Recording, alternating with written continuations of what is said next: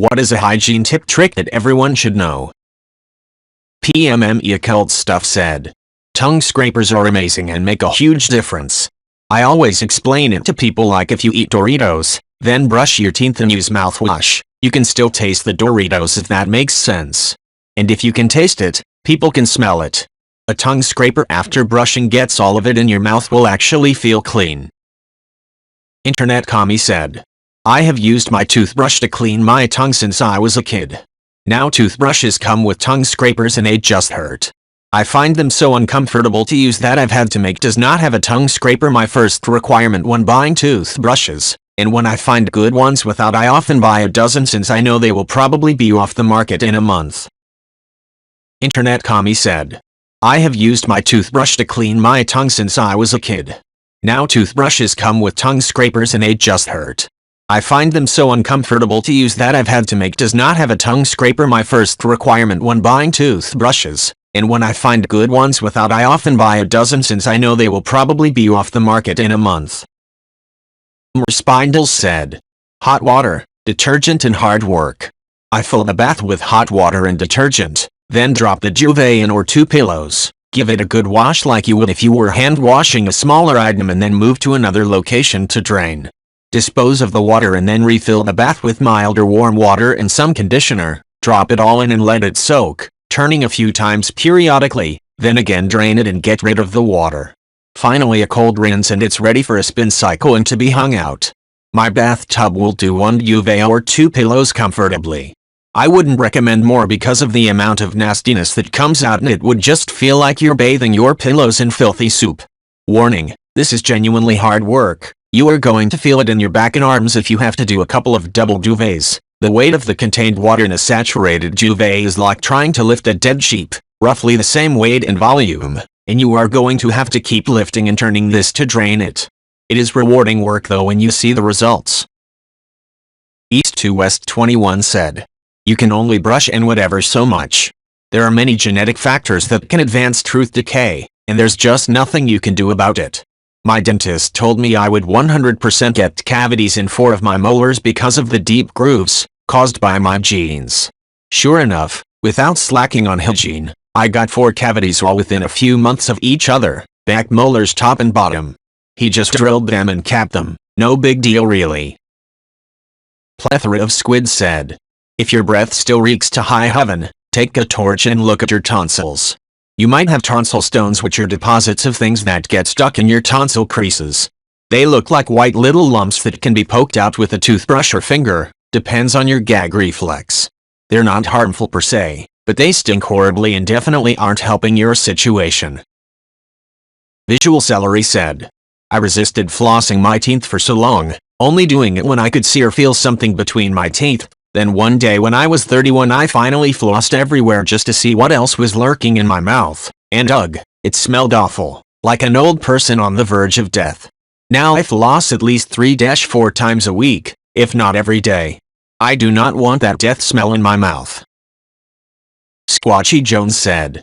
I don't know why I did it, but I recently started adding a splash of distilled white vinegar in the washing machine when doing laundry.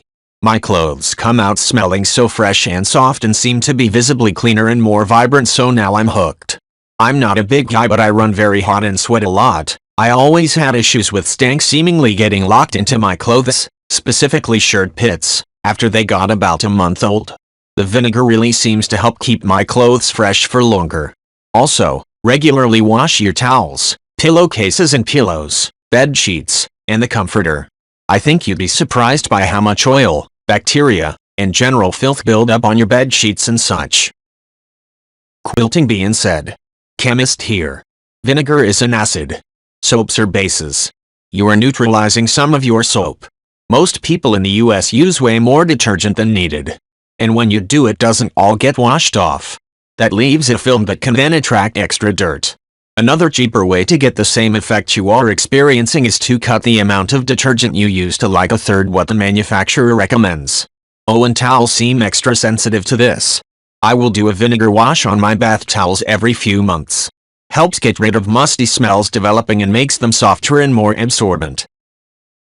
Purple Dorado 4108 said.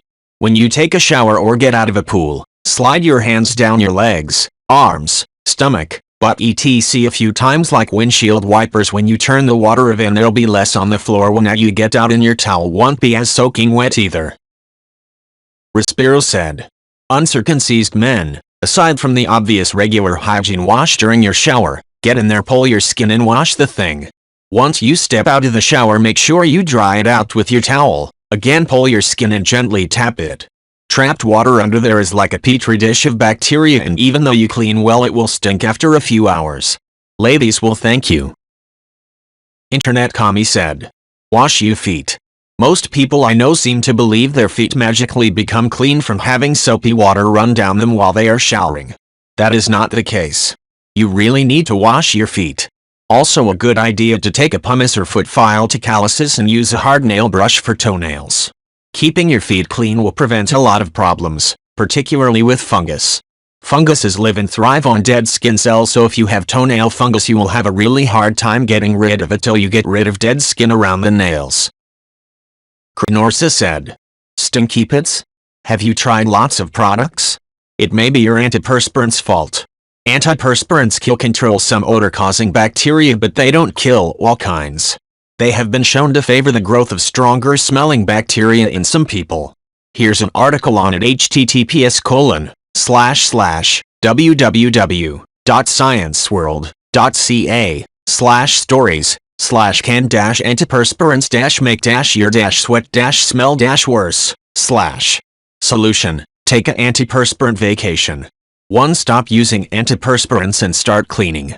For 1 week, use facial cleanser on your pits in the morning and night. You can even use a scrub. Antiperspirants work by clogging sweat glands. 2. Carry wet wipes, or baby wipes, and use them throughout the day. The goal is to remove the excess bacteria and sweat food source. 3. Switch to using a mild deodorant and body power for a while. 4. Avoid synthetic fabric. Edit added link. PS Don't pick the hottest time of summer to do this, it's just going to be harder. Pravana said. Unless it's specifically designed to be breathable and good at wicking moisture away, it holds in heat so you sweat more and keeps the sweat on your skin so bacteria breed and stink. There are good synthetic fabrics for this, but they're quite expensive and so will always be sold touting this feature. For the record, natural fabrics aren't a panacea. Linen, wool, silk, and bamboo are all good. High-end long staple cotton is good, but regular short staple cotton isn't a lot better than polyester. My husband's a chef who's gone to wearing linen and wool undershirts under his chef coats.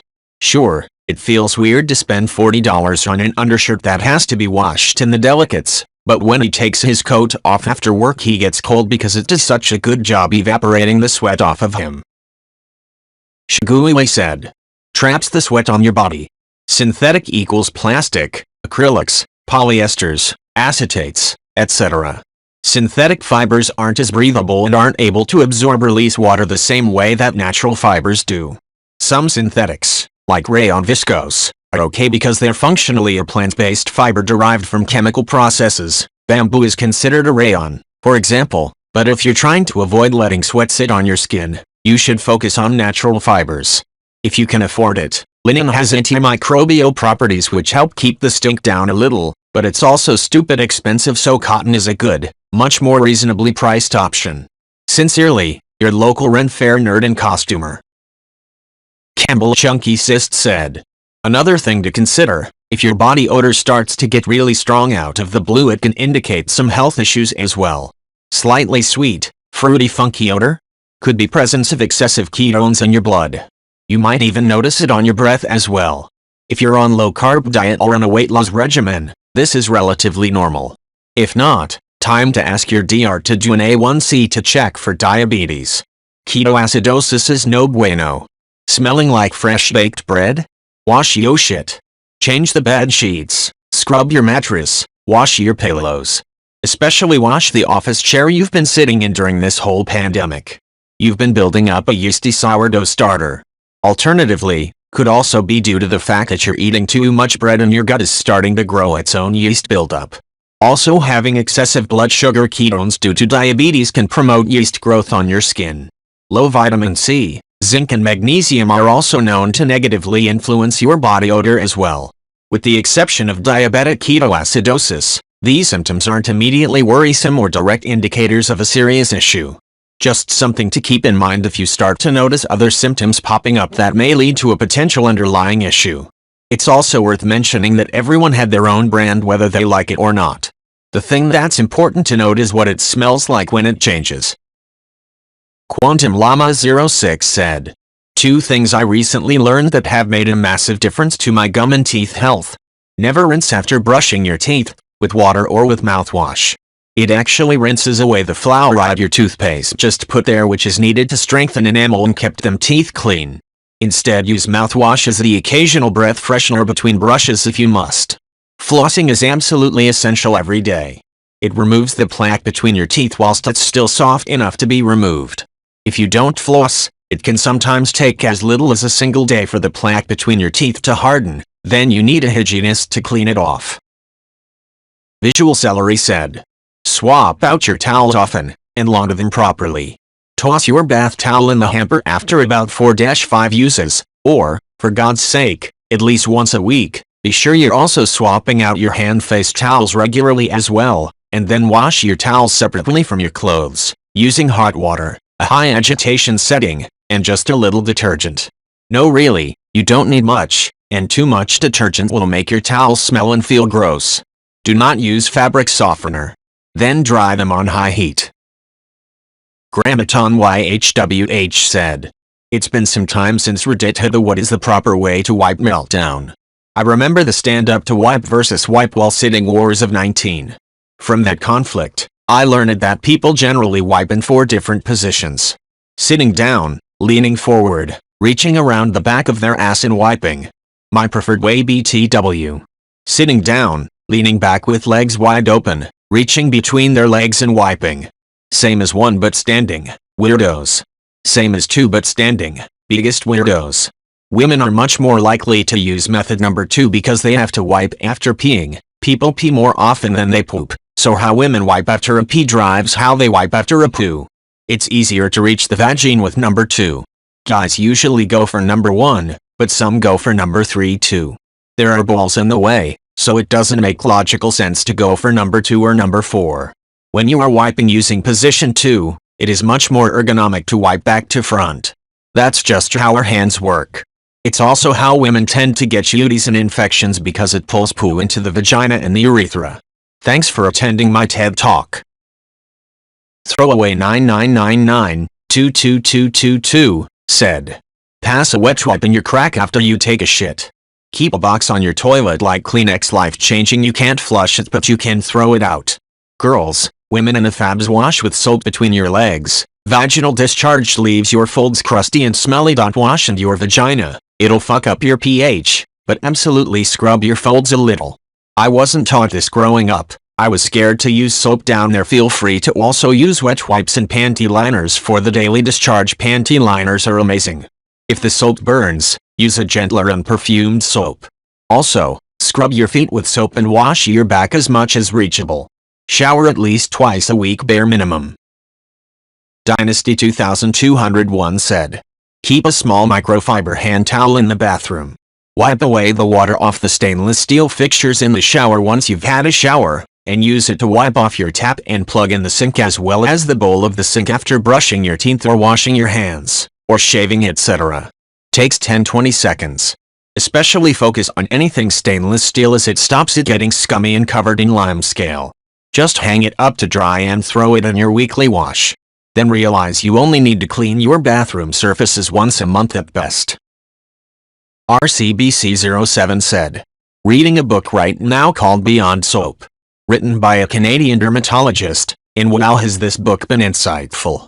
It explains that essentially modern bathing habits, daily showers, baths etc., and modern soaps are stripping away the lipids in our dermis.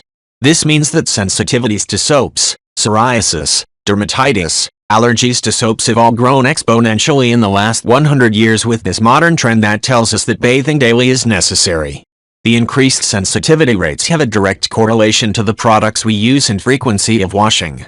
The book goes into great detail on products, ingredients to avoid, and the preferred habits to ensure happy and healthy skin. The biggest advice is that when you do wash, really only wash your pits and bits. The skin all over your body does not need to be washed daily, as it is incredibly damaging. Highly recommend giving it a read, as it is fairly easy reading too. C0vid said, "It's not so much a trick, but I get a lot of compliments on how well groomed my short beard is. Use shampoo on your beard every day. Dry it thoroughly and then apply some type of beard conditioner like beard balm, beard cream, or beard butter. The popular beard oils aren't substantial in viscosity enough to do your skin any good. They just make your beard look shiny and smell decent for a couple hours. Finally, comb it or brush it. I see a lot of scraggly ass, nasty beards out there. You gotta treat that shit even better than the hair on your head. Beards are the cheat code for not shaving. They require hygiene and maintenance." Odor said, "Don't overdo perfume or cologne. Put it on the inside of your wrists and collarbone. Blood vessels are close to the skin there and the heat will spread the scent. It doesn't matter if you buy expensive cologne if you reek like a 15-year-old covered in axe. With a good perfume a little goes a long way. Your goal should be to not smell, and the scent is a nice treat people should occasionally get a hint of when close to you. Speaking of, scrub behind your ears with something that exfoliates like a poof or exfoliating cloth and some soap. It stinks there and people can smell it when they hug you." Ryaman said, "Just be sure you're not retracting the foreskin before it's ready because that's a huge no-no. My understanding is that you should never retract the foreskin until either it retracts on its own, or until the kid reaches about 5 or so. If you're pulling back the foreskin on a baby to wash with soap, you're doing it wrong. All that being said, we didn't circumcise our son and he had several infections as a little kid. We had a prescription steroid and antifungal we'd have to apply. The infections basically disappeared once he was out of diapers." Kodithani said, "It sounds fake, but you're not supposed to rinse your mouth after you brush your teeth. It lets the toothpaste do its job on your teeth and gives you fresher breath longer. Pretty much avoid scented face products. Put products on in order from thinnest to thickest. Sunscreen with UVA and UVB coverage is arguably the most important facial product. Good shampoo and conditioner is worth the expensive price tag. Those supermarket good brands like Pantene just coat your hair in wax. A real good set will change the health of your hair, and last surprisingly long. Well worth it."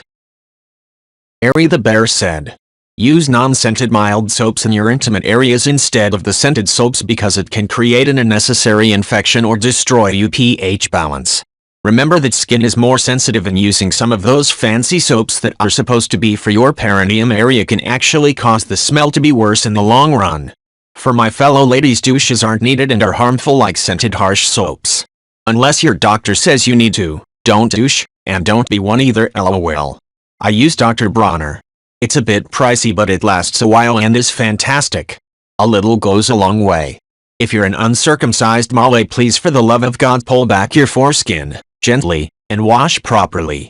Nobody likes smegma and it can lead to infections if you don't clean properly. I recommend the Dr. Bronner soap for this as well.